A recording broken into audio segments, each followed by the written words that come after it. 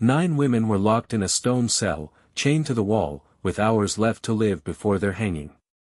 When the jailer opened that door at dawn, the chains were unlocked. The bolt was untouched. The window was too narrow for a cat to slip through. And the women were gone. All that remained were 9 wooden spoons, laid out in a perfect row. And a small pile of hair. Cut. Still damp. Still warm. What happened in that cellar between midnight and sunrise has never been written into any official record of Massachusetts. And what I'm about to tell you comes from a box that sat sealed in a courthouse basement for over 2 centuries, marked with nothing but a date and a single word, incident. This is the story historians don't talk about.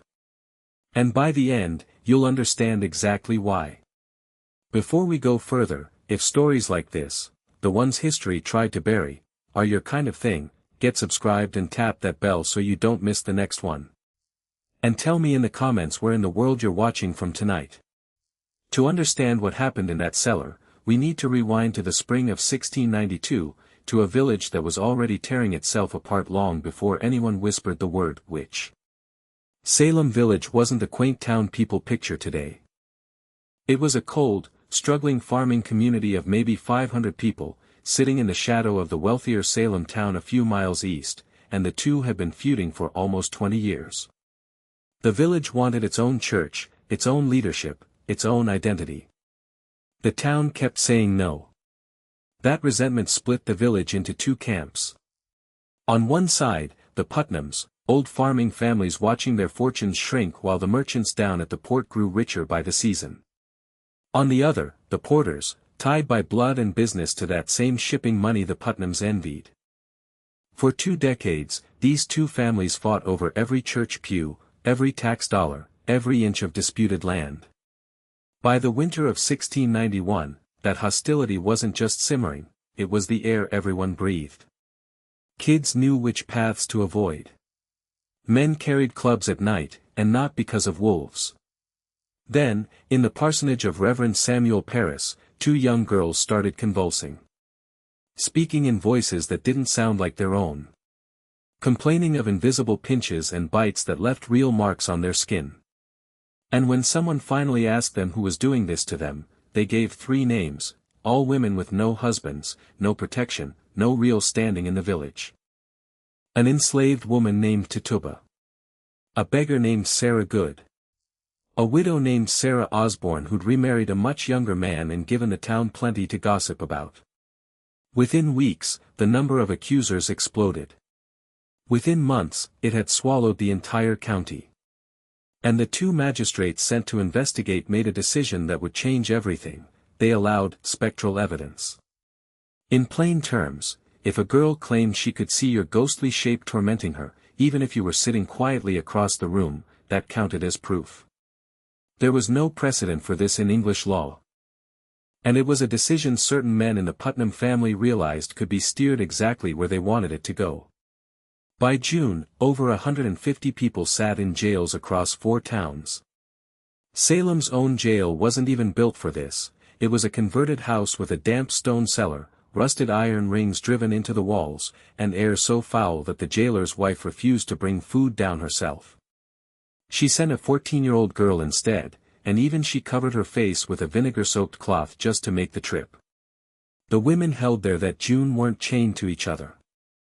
They were chained individually, ankle to wall, on the direct written order of Magistrate John Hathorne, a man who genuinely believed witches could slip through solid stone if left unrestrained. He also ordered every prisoner searched for, which marks, any unusual mole or blemish that might supposedly nurse a demonic familiar. Village matrons carried out these searches. Women who'd attended each other's weddings. Women who'd helped bury each other's children. Now stripping each other bare in a cold cellar, hunting for evidence of the devil. Now here's where the story takes a turn most people have never heard. The 9 women locked in that cell on the night of June 28 weren't the famous names from Salem's history. They weren't Bridget Bishop, already hanged weeks earlier. They weren't the group who'd swing together that July. These 9 were different, and what connected them wasn't poverty or scandal. Every single one of them belonged to a family that held contested land along a disputed boundary line between Salem Village and the town of Andover, land that had been surveyed 3 separate times since the 1660s, with no version ever fully agreed upon. And in the weeks before their arrests, every one of these women had either refused to sell that land to a buyer working for the Putnam family, or had formally filed a legal protest against the latest survey. Some had done both. Nobody noticed the pattern in 1692. It would take over a century for anyone to connect those dots, and the man who finally did wouldn't live long enough to tell anyone about it. Now, to the night itself. June 28, 1692. A Tuesday. Rain had turned the roads to mud that afternoon, and by 9 o'clock the village had gone dark and quiet, nothing but frogs croaking in the marsh a quarter-mile off. The jailer that summer, George Corwin, was on duty with 2 constables, Joseph Herrick, a devout family man of 45, and John Putnam the younger, 24 years old and, notably, a nephew of Thomas Putnam himself. The 3 men had a jug of cider delivered that afternoon from a nearby tavern. Nobody could later say who ordered it, who paid for it, or how it arrived. And conveniently, the tavern's records for that entire month were destroyed in what the owner called a small, isolated fire, one he happened not to witness because he was, he claimed, out of town. Around 11 that night, the effects of that cider stopped looking like ordinary drunkenness. Corwin described a heaviness settling into his limbs, a ringing in his ears, his tongue swelling until his words came out slurred and slow, like he was speaking underwater. Young Putnam got violently sick in the garden, then sat on the doorstep and wept uncontrollably over a memory of his mother he suddenly couldn't summon. She died when he was 9. Herrick held on the longest. Sitting upright, gripping his father's old Bible, he recited the 23rd Psalm to himself again and again. Somewhere around midnight, through the haze, he heard something rising up from the cellar below, women weeping. Not the rise and fall of normal crying, but one steady, unbroken note, like a bow dragged slowly across a violin string. And then it shifted into something worse, quiet laughter. Not hysterical. Almost warm, like old friends sharing a private joke over tea. Then, silence. And the silence, he said, was the part that truly frightened him. He would swear for the rest of his life that he never went down those stairs. That was, he later admitted, the first lie he ever told. When the fog finally lifted around 4:30 in the morning, Corwin took the cellar keys and went down to wake the prisoners for their walk to the gallows. He'd made that walk 8 times already that summer. He knew it wouldn't take long. He unlocked the door. The chains lay unlocked and neatly coiled on the floor, the only key to them still hanging upstairs, behind a door bolted from the inside. 9 wooden spoons sat in a perfectly even row, handles all pointing toward the door. Beside them, a small pile of hair. No bodies. No signs of struggle. No mud tracked in from outside. And that window, the one too small for a child, still shuttered and barred exactly as it had been the night before. Corwin sat on that stone floor and didn't speak for nearly an hour. When he finally climbed back upstairs and told Herrick and Putnam what he'd found, the 3 men stood in silence until Herrick finally said the only thing that mattered: we need to agree, right now, on what we're going to say we saw.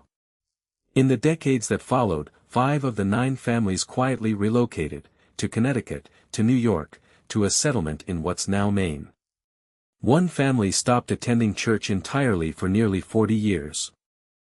Another kept petitioning the courts for their land back, until the husband suddenly died of what his doctor called, in a phrase that would echo strangely through the rest of this story, a softening of the brain. 2 of the 9 families simply vanished from every record, tax rolls, church rolls, militia lists, deeds, as though they'd been surgically removed rather than forgotten. What survives instead is a letter. Written by a Salem merchant named Philip English, himself once accused, and lucky enough to escape before his own hanging, to the influential minister Increase Mather. English asked a very specific, very strange question: did the signatures on 9 land deeds signed that same week match the marks the accused had made when they were first charged? It's an oddly precise question to ask, unless you already suspected the women signing those deeds weren't exactly free women at the time. And sure enough, in January of 1693, 9 parcels of that exact disputed land changed hands. The new owners were all men connected to Thomas Putnam. The women who supposedly sold the land signed with an X, despite several of them, including one from Arcel, having provable, elegant handwriting on other documents from mere months earlier. When a suspicious court clerk compared those X marks decades later to the marks on the original witchcraft accusations, they matched. Not roughly, exactly. Same angle, same hook at the base of the stroke. That clerk died within a week of filing his report. A fall down his own staircase. His notes were never formally entered.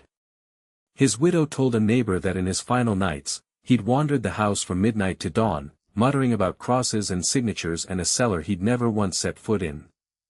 If this is giving you chills already, hit that like button, it genuinely helps more people find stories like this.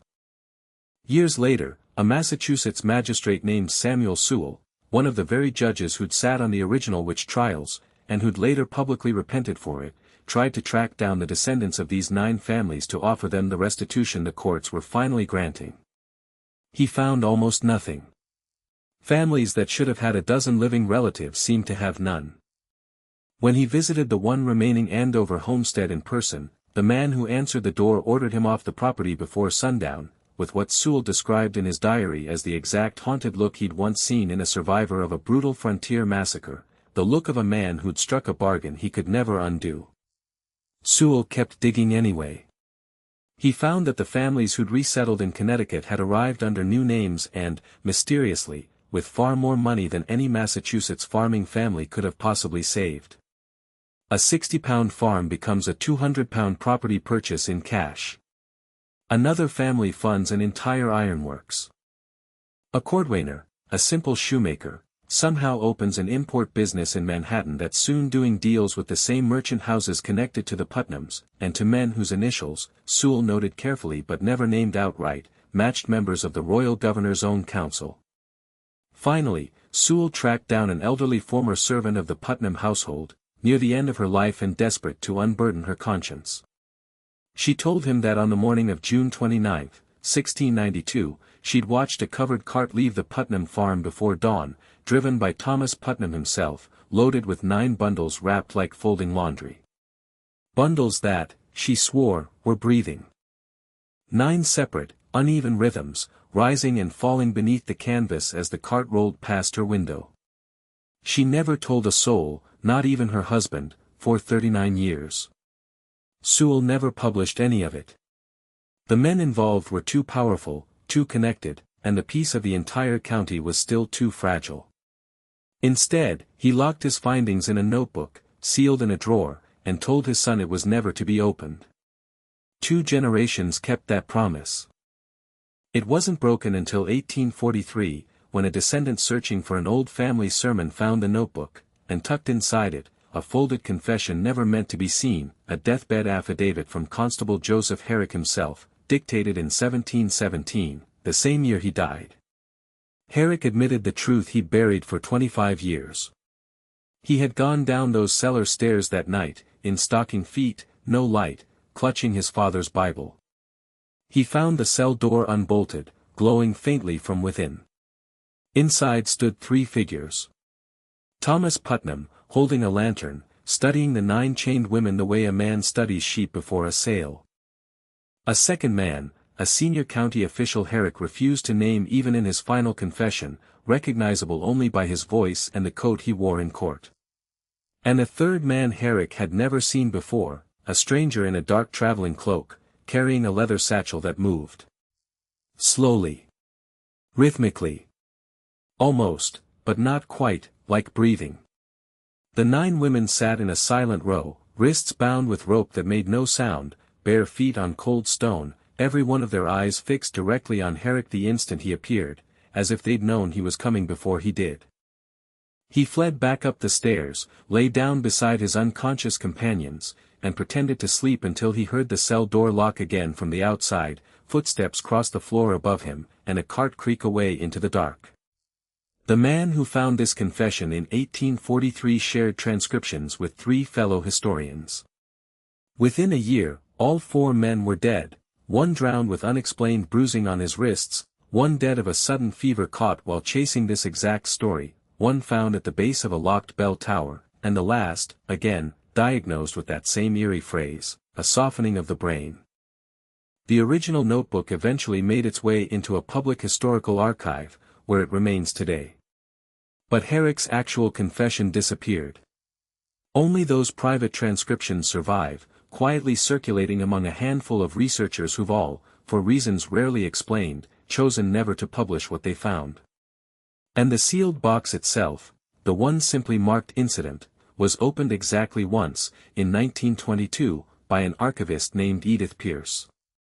Inside, 9 blank parchment sheets, each stamped with a single cross. One melted iron ankle ring, its metal showing signs of extreme heat with no explainable source. A braid of dark hair, split into 9 small plates, that showed no decay whatsoever, centuries later. And 9 wooden spoons, each stamped with a single letter that, together, spelled out a Latin phrase used in an old church ritual for the dying. Translated, "Let them go in peace." Pierce resigned from her position 3 weeks after receiving that translation. She spent the rest of her life refusing to discuss Salem at all, and was buried, at her own request, with a small wooden box she never once let anyone else open. Then, in 2007, a family in Connecticut clearing out a 9-generation-old attic found a cedar chest willed to them with strict instructions never to be opened during the lifetime of anyone who'd known the original owner. Buried at the bottom, beneath generations of family keepsakes, was a small leather-bound diary. Experts at Yale later determined the binding wasn't ordinary leather at all, it showed structural traits consistent with tanned human skin. The diary belonged to a woman named Mary Osgood. It began 2 days after her disappearance from that Salem cell. Across 11 months of entries, she describes quietly rebuilding a life under a new name, married to a kind widower who never once asked about her past. She writes of learning to love this stranger, of baking apples with a neighbor who asked no questions, of gathering in secret with the other surviving women, sitting together in silence, grieving without ever naming what they'd lost, then wiping their tears and talking about nothing more dangerous than the quality of the year's butter. And in one single entry, dated that November, she finally writes down what the man in the cloak told them that night. Their release, he explained, had nothing to do with mercy. The public hangings were theater, a visible horror the history books would remember, designed to permanently stain roughly 4,000 acres of disputed land as cursed, unwanted, and safe to seize. But some of the accused were too well connected, too respected, to hang without raising uncomfortable questions. For those women, a quiet disappearance served the plan far better than a public execution. No martyrs. No investigations. No truth. In exchange for their lives, new names, new husbands, new homes far from any road that led back to Essex County, enough money to start over completely, they were required to give him one thing: total, permanent silence. Not just for themselves, but for every descendant they would ever have. He never spelled out the consequence of breaking that silence. He didn't need to. Each woman, Mary wrote, immediately understood exactly what she couldn't bear to lose, because the threat writes itself inside the mind of whoever's hearing it. Her final entry on the matter carries the only trace of fear in the whole diary. She never learned what happened to the 9th woman, the one who never made the journey to Connecticut with the rest of them. When she asked the man in the cloak where she'd gone, he said nothing at all. He only glanced at the satchel in his hand. The diary continues a while longer, then simply trails into the ordinary. Planting a garden. A new gate built by her husband. Apple trees blooming. A quiet suspicion she might be expecting a child. And a final line: "May God forgive us all." The family that found that diary has kept it out of public reach ever since, citing the wishes of an elderly relative who has since passed. A partial transcription exists in limited academic circles, the basis, at one point, for 2 separate doctoral dissertations, both mysteriously withdrawn before publication. Both former students are still alive today. Neither will discuss it. As for that original 9 acres of disputed land, over 3 centuries it became a shopping mall, a private school, 2 cemeteries, a stretch of highway, and an industrial park that's changed hands 3 times, never staying with one owner more than 5 years. No ghost stories. No haunted reputation. Not a single historical plaque marks any of it. It did exactly what it was meant to do. It disappeared into the ordinary. And that, maybe, is the most chilling detail in this entire story. Because what actually happened in Salem might never have really been about devils, or hysteria, or frightened girls in a cold parsonage. Underneath all of that noise, there may have been something colder and far more patient, something more interested in land titles than in souls. Something that was never prosecuted, never named, and, as far as anyone can prove, never really stopped. Every generation since has its own version of the man in the dark cloak. Its own quiet transfers of land. Its own families who learn, the way Mary Osgood's descendants learned, exactly which questions to never ask, exactly which name to never speak, and exactly which chest to leave locked. So tell me, do you think the story really ended there? Do you think that 9th woman ever made it out of that cellar at all? Drop your theory in the comments below. And if this kind of buried history is exactly what you come here for, subscribe, ring the bell, and send this one to somebody who needs a reason not to sleep tonight. I'll see you in the next one.